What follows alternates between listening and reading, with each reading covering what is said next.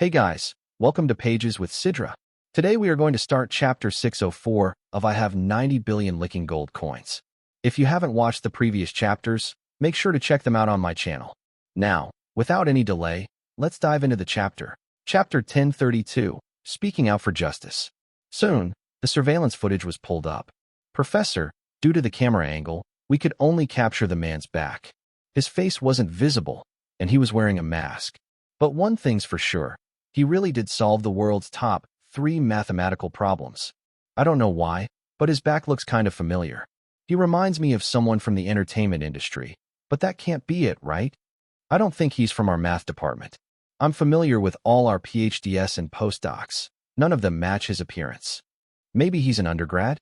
Or a master's student. He looks really young, barely in his early 20s. To solve something of this level at his age, he's beyond a genius. Most of the PhDs and postdocs present were around 27 or 28, some even in their 30s. But the man in the footage clearly looked younger and more upright, definitely more impressive. Wait, look at the end of the video. He's walking away with Qian from our research group. Could he be her boyfriend? Find out immediately. Get in touch with Qian Wushuang and invite her boyfriend to join our math department. The university is willing to award him a PhD directly and appoint him as a guest professor. As soon as Professor Yang said that, everyone froze. Normally, earning a PhD is extremely difficult, but this man might receive one instantly. Yet no one felt it was unfair. In fact, they thought he deserved it.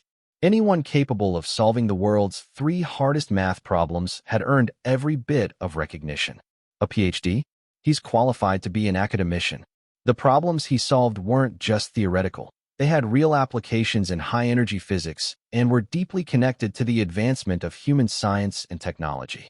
He could very well be a milestone figure in human scientific development, someone who deserved to be recorded in history. I tried calling Qian, but she didn't answer. Maybe she thought it was spam. Does anyone have her WeChat? Not yet. She just joined the group. I asked for it today, but she turned me down. A male PhD blushed as he spoke. No worries. Since we know who her boyfriend is, tracking him down won't be hard. Dr. Zhang, I'll leave that to you, Professor Yang said to a female PhD student. Understood, Professor Yang. Meanwhile, Wang Zifei had finally convinced his parents to spend a fortune to buy him a dose of super soldier serum. It was his first step to becoming stronger. One day, he'd become so successful that Wei Xiling would deeply regret looking down on him. Qin Yuan, I'm not letting you off. He posted a provocative article online with a bold headline. Education? What fairness is left? A billionaire like Boss Yin gets a free pass into Yenjing University. The title was attention-grabbing. It stirred controversy, and it involved the infamous Boss Yin. The moment it went up, it attracted massive attention. The article read, Hello everyone, I'm Wang Zifei.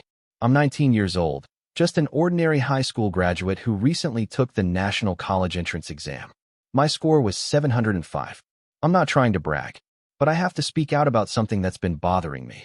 I just found out that the famous Boss Yin got directly admitted into Yenjing University. When I heard that, I was completely shocked, totally confused. Sure, I admit he's done well in business. He can casually tip millions, or even tens of millions, to online streamers.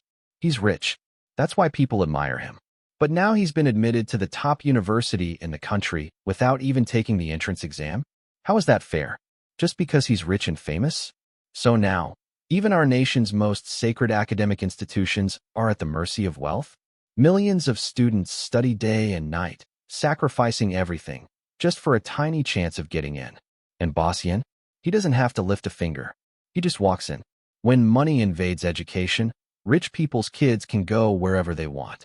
But hardworking kids from poor families, no matter how much effort they put in, can't even stand at the same starting line.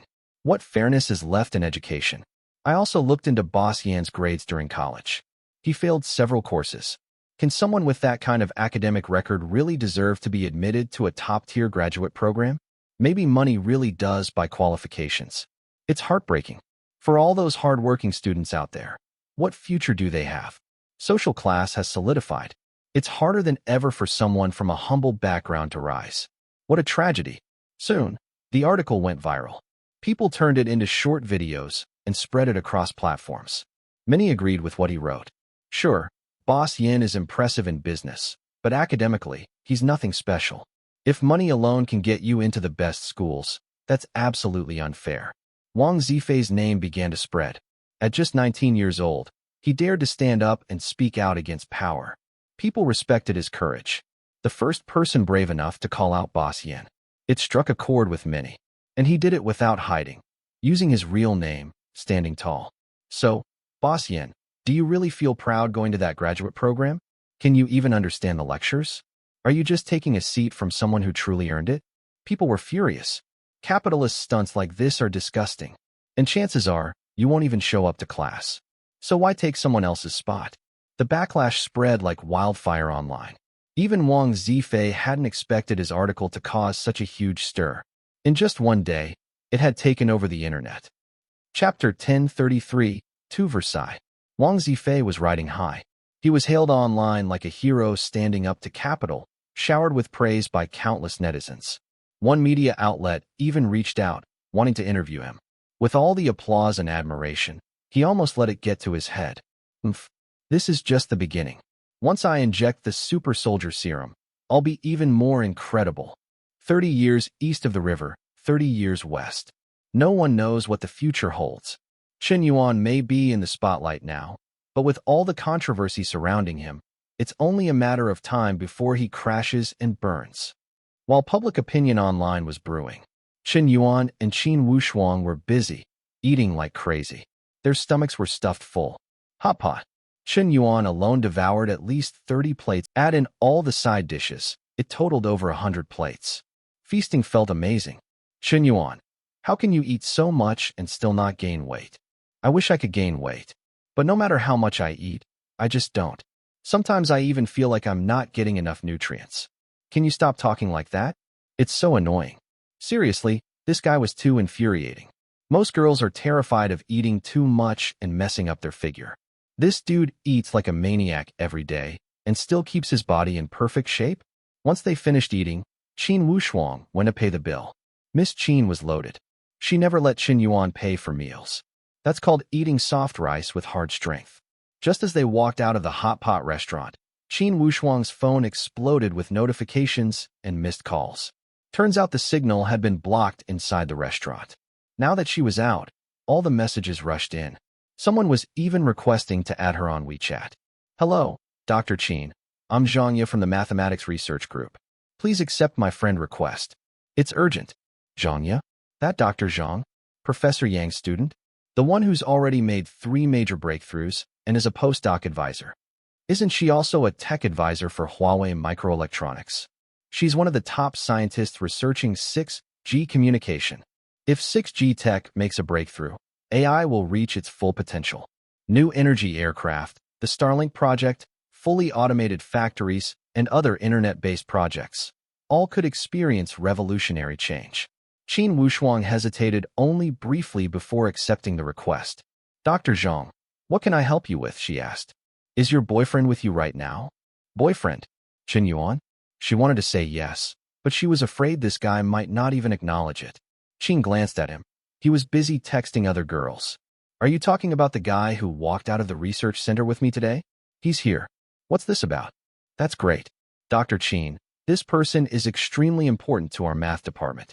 Please convince him to join Yenjing University's Mathematics Division. Dean Yang has already decided to award him a PhD directly. He's a genius mathematician. Huh? Qin Wushuang was stunned. What the hell? Chen Yuan, a genius mathematician? What did this guy do now? Only then did she notice the PhD group chat from Yenjing University was blowing up. Someone had uploaded photos showing solutions to 3 of the world's top math problems. It sparked a massive discussion. Insane. This guy's an absolute monster. Feels like fiction. Someone solved all 3 world-class problems in one go. Even novels aren't this wild. It's real. Dean Yang already confirmed it personally. This has national-level backing. I may not be smart, but all I can say is, holy shit. Who is this genius? If he's part of Yenjing's math department, they're gonna become world-famous. Qin was completely dazed. Then it hit her. Chen Yuan, what the hell did you do at the Research Institute today? I didn't do much. I saw a few math problems while I was waiting. I was bored, so I just jotted down some ideas. But those problems were kinda tricky. Took me over 2 hours to barely solve 3. My math has always been average. If it were an exam, I'd probably fail. The moment he said that, Qin Wushuang felt like lightning struck her brain. Completely stunned. She had her suspicions, but never truly believed it was him who solved them. She'd struggled just to understand one of the world's 7 unsolved problems during her PhD. She once spent 3 months on a single problem, filling hundreds of pages of notes, and still failed. Solving even one of these was unimaginable.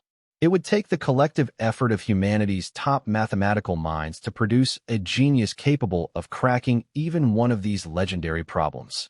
Such a person would go down in history. And this guy solved 3? Casually. And he didn't even take it seriously. No way. This is too ridiculous. You're way too full of yourself. You solve 3 global math problems on a whim, then say your math is average? If you're average, what am I? What's the entire Yenjing PhD program? Kindergarten. I've never seen someone this good at pretending to be humble. Qian gave him a fierce glare. She was sure now. This guy was doing it on purpose. What? Why are you glaring at me like that? You're too Versailles. You seriously don't know what those problems represent? Nope, Qin Yuan shrugged. He really didn't. His math scores had always sucked. He'd never even been exposed to problems on that level. He didn't know much about the math world at all. But literature? Now that was something he understood. He'd majored in literature, even considered becoming a language teacher or a novelist. He once dreamed of writing a best-selling novel and making tens of thousands a month. But fate had other plans. Now, he had more wealth than he could spend in 10 lifetimes, and lost all his worries in the process. That's it for today's chapter recap. If you enjoyed the breakdown, don't forget to like, comment, and subscribe to stay updated with the latest manga, manhwa, and manhwa recaps. Got thoughts on today's chapter? Drop them in the comments. I'd love to hear your take on the story. Also, if you know other fans who were reading this manhwa but stopped because it got axed, share this video with them. The more support we get, the more motivation we'll have to keep making these videos. See you in the next one. Until then, keep turning the pages.